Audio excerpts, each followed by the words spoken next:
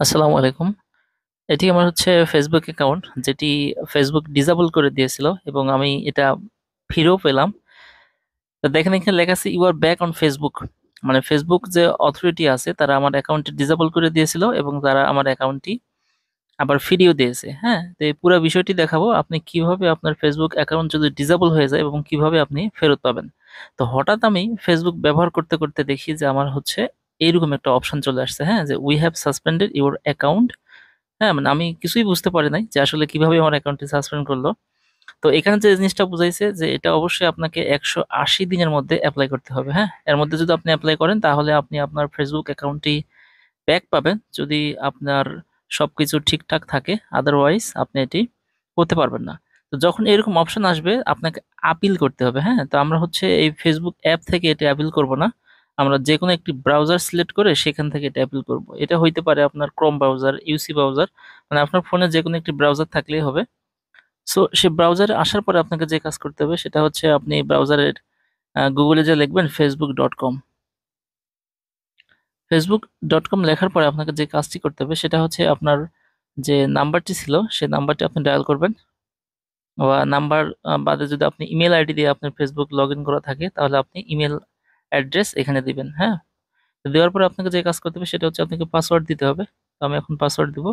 তো আপনি চেক করে নেবেন, হ্যাঁ, আপনার ফোন নাম্বার ও পাসওয়ার্ড ঠিক আছে কিনা। যদি ঠিক থাকে আপনি হচ্ছে লগ ইন করবেন। দেখেন আমি লগ ইন করতেছি। লগ ইন করার পর এখানে যেটা দেখাচ্ছে সেটা হচ্ছে আমার অন্য একটি ব্রাউজারেও আমার আইডিটি লগ ইন করা আছে।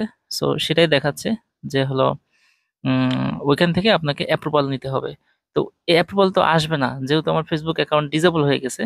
তো সেক্ষেত্রে আমি যেটা করব, আমার হচ্ছে এইখান থেকে আর হবে না। হ্যাঁ, আপনাদের যাদের একটি ব্রাউজারে শুধু ফেসবুক আছে আপনারা এটি করতে পারবেন। আমার যেহেতু দুইটা ব্রাউজারে ছিল, সো আমি এটা আর ওখান থেকে করতে পারতেছি না। তো এক্ষেত্রে আমি যে কাজটি করব সেটা হচ্ছে আমার ফেসবুকের যে ব্রাউজার আছে আমি এখান থেকেই করব। এখান থেকে করলেও হবে, তবে যে কোনো একটা ব্রাউজার ইউজ করা ভালো। তা আমি এখন আমার ফেসবুকের অ্যাপস থেকে এটি আপিল করবো আর কি। তা আপিলে আমি ক্লিক করলাম। ক্লিক করার পরে এরা হচ্ছে একটা কনফার্মেশন একটা কোড দিতে বলতেছে। হ্যাঁ, তো এই কোড একটু কঠিন হয়।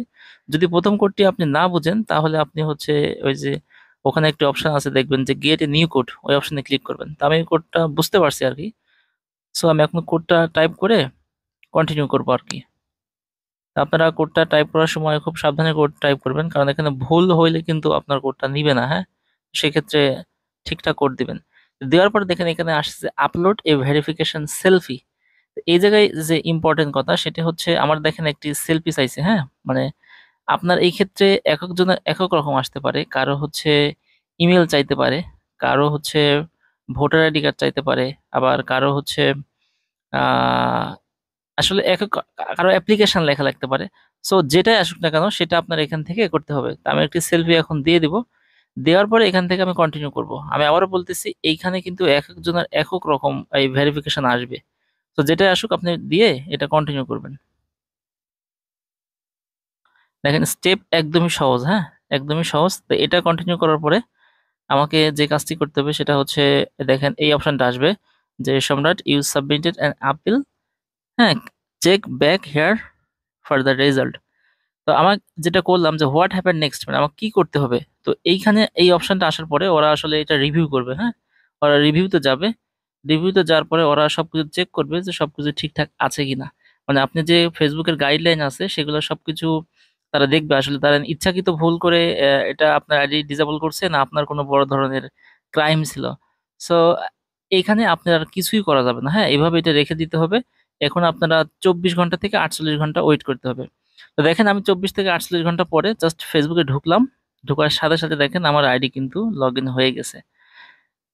ঠিক আছে, তো এইভাবে এই ওয়েতে যদি আপনারা আহ আপিল করেন অবশ্যই হয়ে যাবে। এখন আমি বলি আসলে কি কারণে আমার হচ্ছে আইডিটা ডিসেবল হয়েছিল। তো প্রথম যে কারণ সেটা হচ্ছে আমার আইডিতে নতুন ক্রিয়েট করা। তো ক্রিয়েট করার পরে আমি হচ্ছে কোনো রকম পোস্ট দিইনি। হ্যাঁ, দেখেন এখানে কিন্তু কোনো পোস্ট নাই। তো আপনাদের উচিত হবে একটা নতুন আইডি যদি খুলে থাকেন সেই ক্ষেত্রে অবশ্যই 2-3টা পোস্ট করা, যাতে ফেসবুক বুঝতে পারে যে এটা হচ্ছে একটা রিয়েল আইডি, এটা কোনো বট ইউজ করতেছে না। মানে হিউম্যান টাচ দিতে হবে। সো এখন আপনাদের ক্ষেত্রে সেটাই বলবো যে যখন কোনো নতুন আইডি খুলবেন সেক্ষেত্রে অবশ্যই 2-3টা পোস্ট দিবেন, অ্যাক্টিভিটি থাকা লাগবে। হ্যাঁ, আপনার অন্য যে কোনো কারণেই হতে পারে। তো সেই কারণে যদি হয়ে থাকে, এই আমি যেভাবে দেখালাম এই ওয়েতে আপনি যদি আপিল করেন, অবশ্যই আপনার অ্যাকাউন্টটি ফিরে পাবেন। তো আজ এই পর্যন্তই। সবাই ভালো থাকবেন। আর না বুঝলে কমেন্ট করবেন।